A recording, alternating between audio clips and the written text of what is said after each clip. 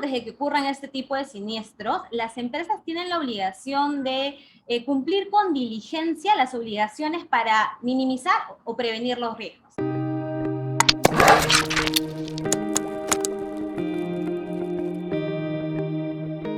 Hola a todos y todas, bienvenidos nuevamente a Enfoque Derecho, el portal jurídico de la Asociación Civil Temis.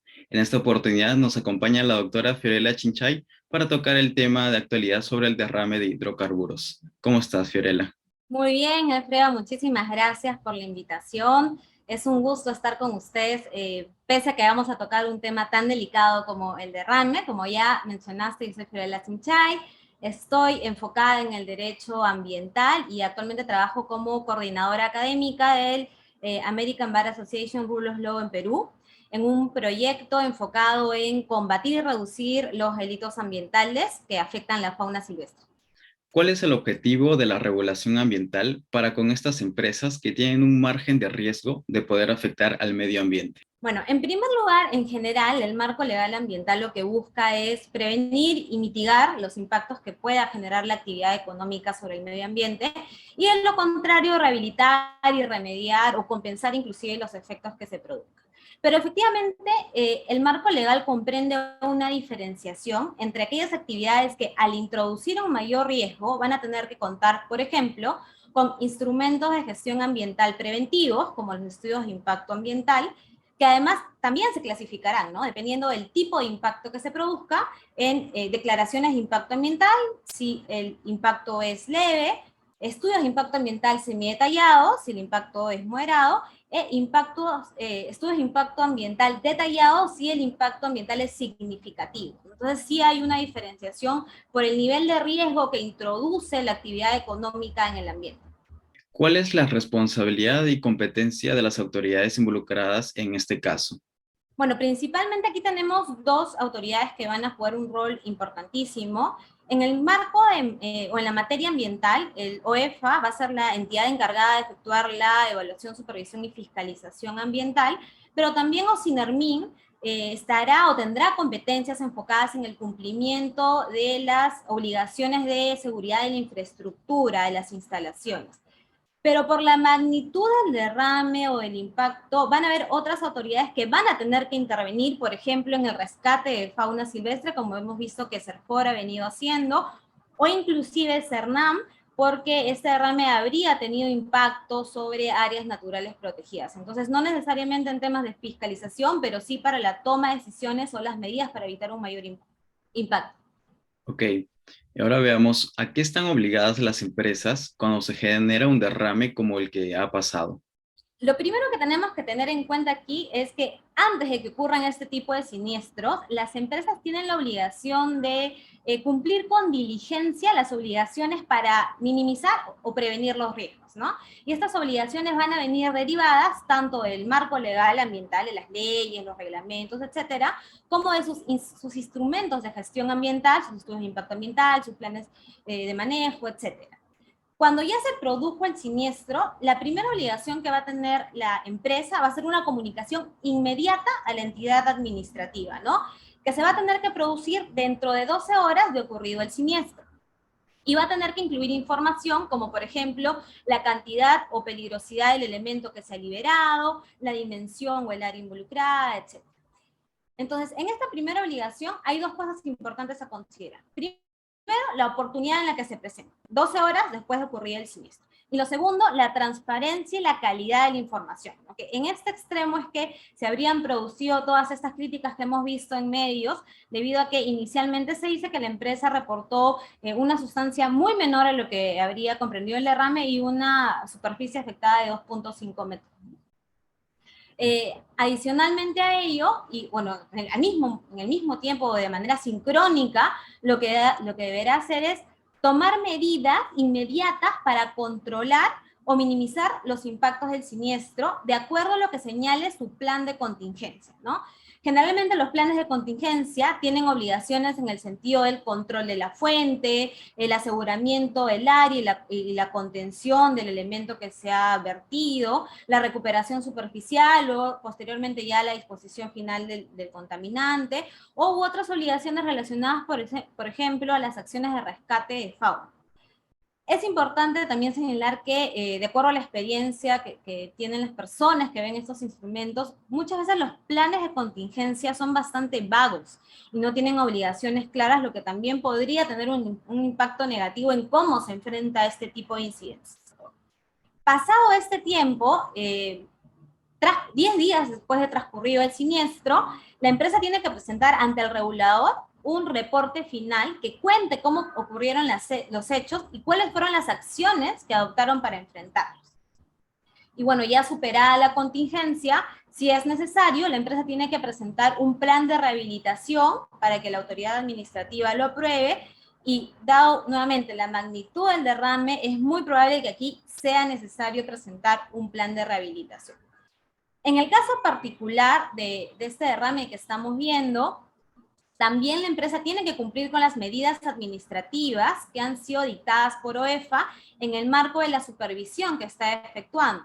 Y aquí también me llama la atención que las medidas que habría impuesto OEFA, de acuerdo a los comunicados que ha lanzado, están orientadas a la identificación de la zona afectada, el aseguramiento del área, etc. Entonces son cosas que debería tener el plan de contingencia. Lo que me lleva a preguntarme, ¿este plan de contingencia tiene medidas específicas? ¿Es general? Entonces creo que son cosas que se van a ir aclarando en los siguientes días, las siguientes semanas, pero sobre las que hay que poner un especial cuidado. Y ahora una pregunta que muchos se han hecho a raíz de este caso. ¿Estamos ante un delito ambiental? Mira, no me gustaría adelantar opinión en si efectivamente se ha configurado un tipo penal, pero la Fiscalía Especializada en Materia Ambiental, que además ya estaba trabajando desde la zona, va a tener que analizar si estos hechos se configuran en el artículo 304 del Código Penal, que habla de contaminación ambiental. Este artículo tiene diferentes elementos, ¿no? Para empezar, exige que la persona investigada haya infringido leyes, reglamentos o límites máximos permisibles. Entonces, va a ser muy importante ver si en el marco de estos hechos había una infracción o un incumplimiento del marco legal por parte de la empresa. En segundo lugar, lo que exige que se haya producido descargas, vertimientos, que efectivamente ha ocurrido, que causen o puedan causar perjuicio al medio ambiente, y dado que OEFA ha dictado una medida administrativa, entendemos que la potencialidad existe, porque las medidas administrativas en fase de supervisión solo se dictan cuando hay esta potencialidad, y este delito, el artículo de contaminación ambiental, puede configurarse tanto de manera dolosa como culposa, ¿no? Entonces es muy probable que la Fiscalía sí abra una investigación por esto.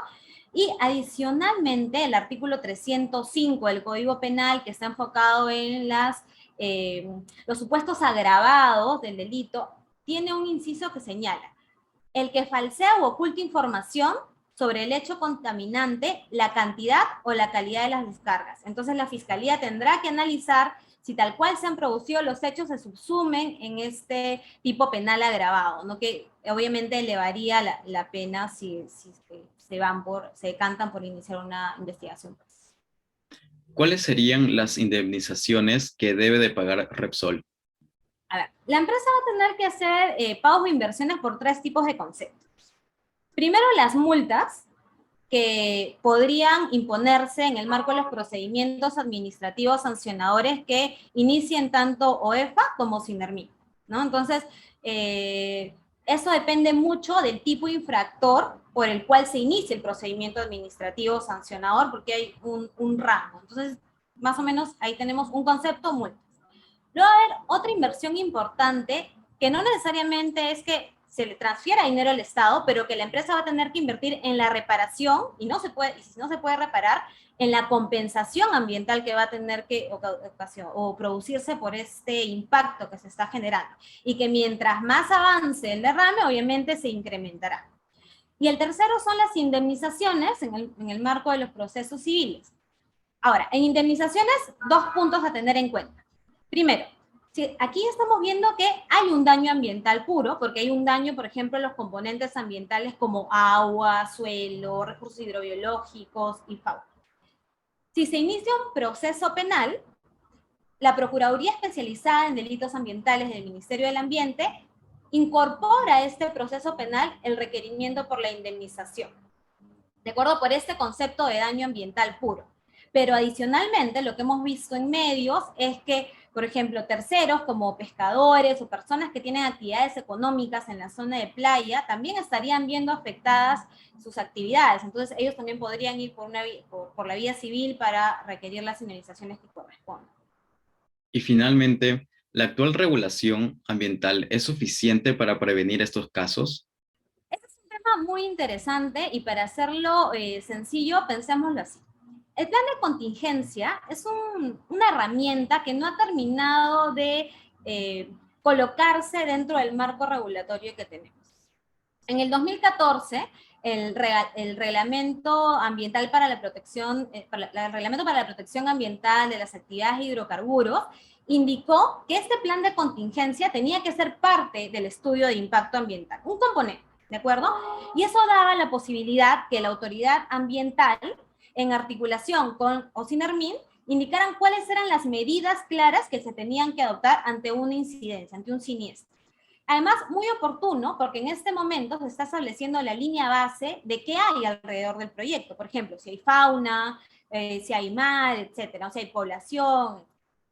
Sin embargo, en el 2018, este artículo se deroga, ¿no? Y actualmente el plan de contingencia ya no es aprobado en el marco del estudio de impacto ambiental, y el razonamiento es que, o lo que se recoge en la exposición de motivos, es que esto representa una carga administrativa adicional y que además estaríamos a un nivel de prefactibilidad o factibilidad en la aprobación del estudio de impacto ambiental. Pero la problemática existente, por otro lado, es que tal como se están dando las cosas, los planes de contingencia son muy genéricos, muy vagos, muchas veces no contienen obligaciones adecuadas para el tipo de actividad o el lugar donde se desarrolla la actividad. Por ejemplo, si tenemos un grifo que tiene un derrame en medio de la ciudad, tener 3 capítulos en función a la rehabilitación de la fauna silvestre no es tan necesario. Pero si tenemos a una actividad que se desarrolla en el medio marino costero, cerca de áreas naturales protegidas, donde hay presencia de aves migratorias, tiene mucha más lógica, ¿no? Y sobre todo atendiendo lo que hemos visto en medios, ¿no? ¿Cuál es la capacidad de respuesta de la empresa ante la incidencia? Ante un derrame de 6.000 galones, digamos que tratar de contenerlo con recogedores es una medida apropiada, está bien como está recogido en el plan de contingencia, o es que requerimos personal entrenado y material de respuesta especializado también en función al nivel de la incidencia. Y también atender a cómo se está tratando eso de cara a otros derrames. Claro, este ha sido muy grande, pero otros derrames que están ocurriendo en nuestro país, como lo que pasa en el oleoducto norperuano o en otros oleoductos que también están afectando nuestro patrimonio natural, ¿no? Muchas gracias, Fiorella, por tu tiempo y por tus conocimientos. Y a nuestro público, muchas gracias por escucharnos. Para más contenido jurídico, no se olviden seguirnos en nuestras redes como Enfoque Derecho.